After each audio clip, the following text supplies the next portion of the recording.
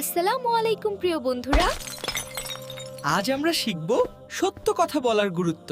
চলো গল্পটা দেখি। একদিন হাসান মেঝেতে একটা টাকা পেল। সে ভাবতে লাগলো, এই টাকা কি আমার? হাসান মনে মনে বলল, আমাকে সত্য বলতে হবে। আল্লাহ সত্যবাদীদের ভালোবাসেন। আম্মু, আমি টাকা পেয়েছি। খুব ভালো করেছো বাবা। তারা স্কুলে যাওয়া শিক্ষককে টাকা দিল। শিক্ষক বললেন, তুমি খুব সৎ ছেলে। আল্লাহ বলেন, সৎ মানুষ জান্নাতে যাবে। আমরা সবাই সৎ হব, সব সময় সত্য বলবে। আল্লাহ খুশি হবেন। আল্লাহ হাফেজ।